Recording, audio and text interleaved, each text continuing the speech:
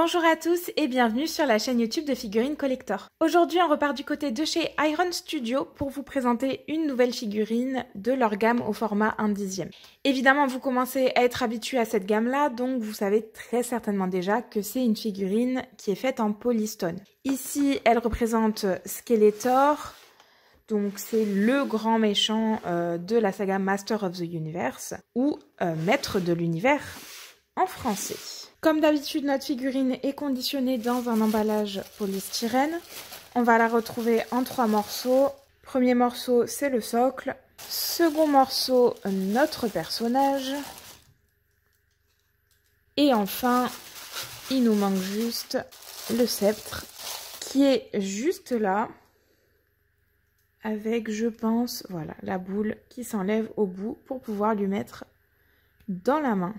On va voir ça tout de suite. Je vais monter l'ensemble de la figurine, les 3 morceaux entre eux, et on va voir à quoi ça ressemble.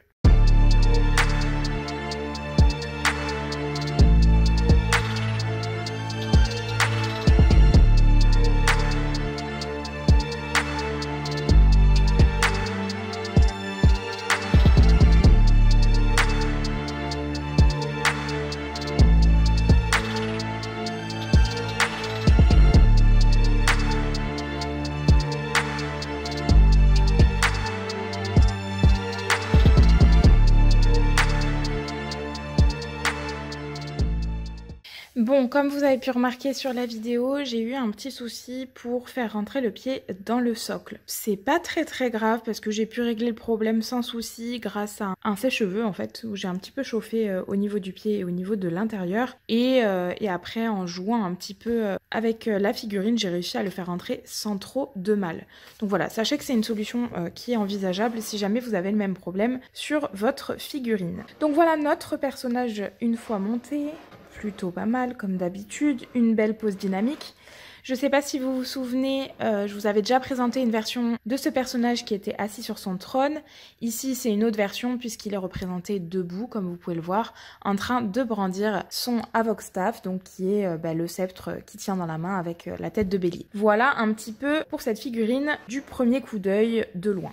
Maintenant, si on le regarde un petit peu plus en détail, on s'aperçoit encore une fois que le travail de Iron Studio est super propre. Regardez, le visage du personnage, c'est super bien ombré, vraiment avec pas mal de détails, c'est très bien texturé, j'aime beaucoup.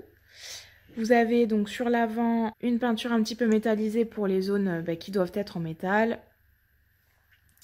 Pour le reste, c'est bien texturé, on reconnaît bien la différence entre les textures. Alors ici, vous allez avoir quelques petits défauts. J'ai l'impression que c'est pas forcément fait exprès, mais ça me choque pas forcément parce qu'en fait ça va avec, je trouve la capuche un petit peu, je vais pas dire miteuse, mais vous avez compris. Donc ça me choque pas vraiment ces petits défauts. C'est peut-être potentiellement fait exprès. Vous avez ensuite donc les épaulières. Le dos, donc qui est très bien fait, hein, on voit bien la musculature. Il y a des petites textures aussi sur la peau, vous voyez au niveau de la peinture. Cette espèce de petites taches qui rajoutent un effet un peu plus réaliste à la peau, j'aime beaucoup. Vous avez la première main avec vraiment beaucoup de détails, hein, avec les petits plis du poignet, enfin...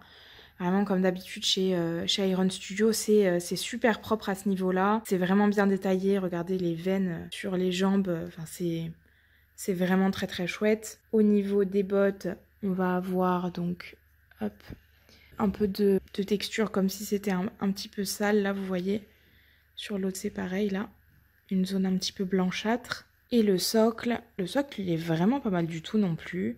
Ça représente un sol rocailleux avec de la lave. Le sol est fissuré et la lave s'écoule. C'est vraiment assez chouette. On a quelques petites bavures au niveau de la peinture sur le socle. Mais il faut regarder de près. Je ne sais pas si vous voyez.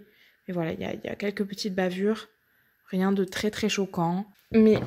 on va voir dans les détails comme toujours, donc voilà. Voilà pour cette figurine, je vous fais faire un petit tour encore une fois.